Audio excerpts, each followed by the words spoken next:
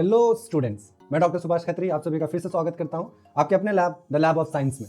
पिछले वीडियो में हमने डिस्कस किया था कि क्यों रिप्रोडक्शन इतना ज्यादा इंपॉर्टेंट है। हमने डिस्कस किया था कि हमारे सर्वाइवल के लिए as well as genetic variation के लिए, दोनों के लिए बहुत ज्यादा इंपॉर्टेंट होता है। तो अगर आपने अभी तक वो वीडियो नहीं देखा है तो make sure that you watch that video. आज का जो वीडियो है बच्चों आप लोगों के लिए बहुत ज्यादा इंपॉर्टेंट होने वाला है और बहुत ही ज्यादा इंटरेस्टिंग होने वाला है, क्योंकि आज के वीडियो में हम न सिर्फ मेल रिप्रोडक्टिव सिस्टम को इन डिटेल कवर करेंगे, उसके टॉपिक्स की अंडरस्टैंडिंग्स को कवर करेंगे, बट एंड में, हर एक टॉपिक के एंड में हम जो भी लास्ट 3 इयर्स में क्वेश्चंस आए हैं, कुछ क्वेश्चंस के टाइप देखेंगे, उनको सॉल्व करते समय आपको क्या सोचना है, किस तरीके से उन क्वेश्चंस को अप्रोच करना है, इनको भी हम डिटेल में कवर करेंगे। सो मेक श्योर कि आप लास्ट तक इस वीडियो में बने रहे। Ready, let's learn.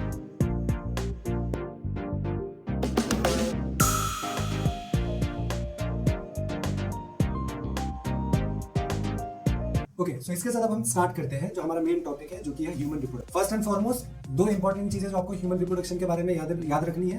पहली चीज, human reproduction is sexual. Okay, what exactly is sexual reproduction?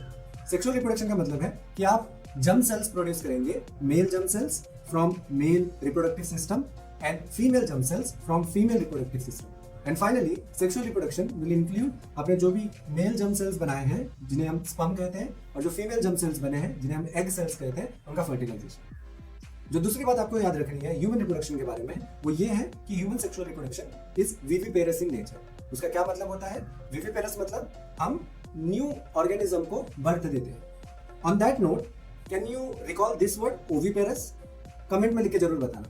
Okay, अब मैं आपको एक बेस्ट तरीका बताने वाला हूं ह्यूमन रिप्रोडक्शन के सारे कंसेप्ट्स को याद रखने का। इसे एक कहानी जैसे समझिए जहां पे मल्टीपल स्टेप्स होंगे। जो सबसे पहला स्टेप है ह्यूमन रिप्रोडक्शन का, वो है gametogenesis, which is formation of gametes, male gametes and female gametes. एक बार आपने male gametes and female gametes बना लिए, जो दूसरा इंपॉर्टेंट स्टेप है इस पूरे कहानी में, वो है इंसेमिनेशन। इंसेमिनेशन मतलब जो भी मेल जर्म सेल्स बने हैं, इन दिस केस स्पर्म्स, उनको फीमेल रिप्रोडक्टिव ट्रैक्ट तक डिलीवर करना। तीसरा स्टेप, एक बार स्पर्म्स फीमेल रिप्रोडक्टिव सिस्टम में पहुंच गए, they need to reach to egg cell के पास पहुंच के फर्टिलाइजेशन करना। फर्टिलाइजेशन के बाद जो नया लाइफ है वो अपना सबसे पहला सेल फॉर्म करेगा, जिसे कहा जाता है जायगोट। ये जो जायगोट है वो आगे एक पूरा का पूरा ऑर्गेनिज्म बनाएगा in a process known as embryogenesis. जो भी नया एम्ब्रियो फॉर्म हुआ है फीमेल बॉडी के अंदर, उसको नर्चर किया जाएगा in a process called as gestation. And last but not least, जो भी फीटस फॉर्म हुआ है फीमेल बॉडी के अंदर, उसे बाहर डिलीवर किया जाएगा सो दैट वो अपना एक इंडिपेंडेंट लाइफ जी सके। So this all steps together form this story which is known as human reproduction. हम एक एक करके अभी हर एक टॉपिक के डिटेल में जाएंगे। Okay, let's start our discussion with discussing both the reproductive system, male reproductive system and female reproductive system.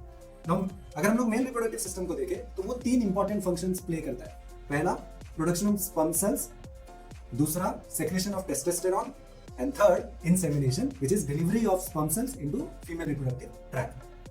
हम लोग एक एक करके ये जो मेल रिप्रोडक्टिव सिस्टम है उसके अलग अलग कंपोनेंट्स को पढ़ने वाले हैं। ओके, मेल रिप्रोडक्टिव सिस्टम को याद रखने का भी आपको एक तरीका बताता हूँ।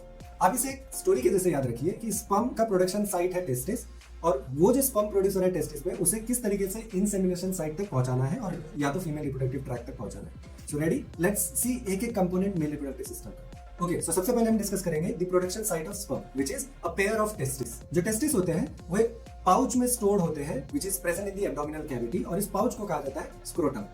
जो स्क्रोटम के बारे में एक बहुत इंपॉर्टेंट चीज जो आपको याद रखनी है एग्जाम पॉइंट ऑफ व्यू से, वो ये है कि स्क्रोटम बॉडी से बाहर होता है, जो आपका एब्डोमिनल कैविटी होता है उससे बाहर होता है। और ये इंपॉर्टेंट है क्योंकि बॉडी का टेम्परेचर होता है 37 डिग्री, जैसे आप सबको पता है, और स्पर्मेटोजेनेसिस के लिए जो टेम्परेचर चाहिए होता है, स्पर्म्स को फॉर्म करने के लिए जो टेम्परेचर चाहिए होता है, वो यूजुअली 2 से 2.5 डिग्री कम होना चाहिए। सो स्क्रोटम क्योंकि बॉडी से बाहर है तो वो लो टेम्परेचर मेंटेन करने में हेल्प कर सकता है और आपका स्पर्मेटोजेनेसिस का जो प्रोसेस है उसको हेल्प कर सकता है। अगर हम लोग टेस्टिस का क्रॉस सेक्शनल एरिया लेंगे तो हमको दिखेगा कि internally testis is divided into multiple compartments, बहुत सारे कंपार्टमेंट्स में डिवाइडेड है, जो जनरली 250 पर टेस्टिस होते हैं। तो अगर आप एक ऑर्गेनिज्म की बात करेंगे तो there will be around 500 such compartments. ये जो कंपार्टमेंट्स है इनको कहा जाता है टेस्टिकुलर लोब्यूल्स। अगर मैं हर एक लोब्यूल में और ध्यान से देखने की कोशिश करूं तो मुझे दिखाई देगा कि कुछ 2 से 3 हाईली कॉइल्ड ट्यूब्यूल्स और ट्यूब्स प्रेजेंट होते हैं, जिनको कहा जाता है सेमिनिफेरस ट्यूब्यूल्स। एंड ये जो सेमिनिफेरस ट्यूब्यूल है, ये वो एक्चुअल साइट है जहां पे स्पर्मेटोजेनेसिस होता है, जहां पे स्पर्म सेल्स फॉर्म होते हैं। तो अगेन बहुत इंपॉर्टेंट क्वेश्चन बोर्ड के एग्जाम के लिए है कि which is the site of spermatogenesis. आपका आंसर होगा सेमिनिफेरस ट्यूब्यूल। चलिए, ये जो सेमिनिफेरस ट्यूब्यूल है उसको और थोड़ा डिटेल में देखने की कोशिश करते हैं कि एग्जैक्टली स्पर्म प्रोड्यूस कैसे होते हैं वहां पे।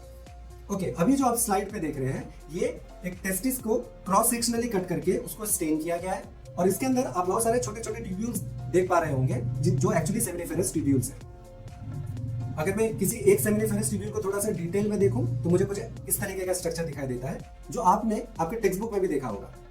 चलिए ये जो आपके टेक्स्ट बुक में डायग्राम दिया गया है एक सेमिनिफेरस ट्यूब्यूल का, इसकी हेल्प लेके हम समझने की कोशिश करते हैं कि एग्जैक्टली स्पर्म किस तरीके से फॉर्म होते हैं आपके सेमिनिफेरस ट्यूब्यूल में। सेमिनिफेरस ट्यूब्यूल के अंदर आप देख पा रहे होंगे कि वहां पे दो टाइप के सेल्स हैं। ये जो सेल्स है इन्हें कहा जाता है मेल जर्म सेल्स, और ये एक्चुअली वो सेल्स हैं जो मियोसिस डिवीजन के अंदर जाएंगे and they will produce your sperm cells. So again exam के लिए बहुत इंपॉर्टेंट क्वेश्चन है कि which of the cell type in seminiferous tubule produces sperm? The answer is male germ cells. ये मेल जर्म सेल्स के अलावा आप एक और टाइप का सेल देख पाएंगे सेमिनिफेरस ट्यूब्यूल के अंदर जिसे कहा जाता है सर्टोली सेल्स। ये जो सर्टोली सेल्स है इनका काम है कि जो भी नए स्पर्म सेल्स प्रोड्यूस हो रहे हैं उनको नरिशमेंट देना। सो अगेन ये एक और इंपॉर्टेंट एग्जाम का क्वेश्चन है कि which of the cell type in the seminiferous tubule provides nourishment to the developing sperm cell? The right answer will be Sertoli cells. Apart from cells which are present in the seminiferous tubules, आप दो seminiferous tubules के बीच का जो space अगर आप वहां पे ध्यान देंगे आप पाएंगे कि वहां पे भी कुछ सेल्स प्रेजेंट है। एक ग्रुप ऑफ सेल्स जो ये स्पेस में प्रेजेंट होता है उनको कहा जाता है इंटरस्टिशियल सेल्स या लेडिक सेल्स। ये जो लेडिक सेल्स हैं they are very important because they produce the male reproductive hormone, the male sex hormone which is androgen और टेस्टोस्टेरोन।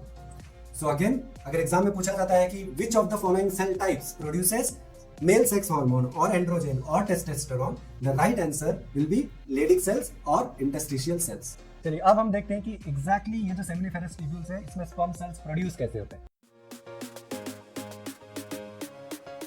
अगेन यहाँ पे हम लोग एक सेकंड का पॉज लेंगे और हम लोग फिर से याद करेंगे कि जो मेन पर्पस है रिप्रोडक्शन का वो है formation and fusion of gametes. So अभी जो हम पढ़ने जा रहे हैं वो इसका पहला process which is formation of gamete, which is male gamete sperm and female gamete egg. क्योंकि यहाँ पे अभी हम डिस्कस कर रहे हैं फॉर्मेशन ऑफ गैमेट्स, तो इस पूरे प्रोसेस को कहा जाएगा गैमेटोजेनेसिस। अच्छा यहाँ पे आपको ये बात याद रखनी होगी कि जो दोनों गैमेट्स है स्पर्म सेल्स एंड oocyte और एग सेल दोनों हैप्लॉइड इन नेचर होते हैं। हैप्लॉइड मतलब उनके पास एक ही सेट ऑफ क्रोमोसोम्स होंगे, मतलब जो टोटल नंबर ऑफ क्रोमोसोम्स होगा वो होगा 23। जबकि अगर हम बॉडी के दूसरे सेल्स को देखें जिनको हम साथ में सोमैटिक सेल्स कहते हैं, they are diploid in nature, मतलब उनके पास दो सेट है सारे क्रोमोसोम्स का, इसलिए उनके पास टोटल नंबर ऑफ क्रोमोसोम्स हो जाते हैं 46। अब जब आप गैमेट फॉर्म करेंगे ये सोमैटिक सेल से या फिर जर्म सेल से जो कि जनरली डिप्लॉइड इन नेचर है, तो आपको ये याद रखना है कि ये डिप्लॉइड हैप्लॉइड में कन्वर्ट होने वाला है। 46 क्रोमोसोम से 23 क्रोमोसोम होने वाला है। क्या आप सोच सकते हैं कि एग्जैक्टली इनको डिप्लॉइड से हैप्लॉइड बनाने की जरूरत क्यों है? क्यों हम सिर्फ स्पर्म को डिप्लॉइड और एग को भी डिप्लॉइड नहीं रख सकते? क्या होगा अगर स्पर्म एंड एग सेल्स दोनों के दोनों डिप्लॉइड इन नेचर ही रहे तो? जैसे कि आपके बाकी सोमैटिक सेल्स होते हैं।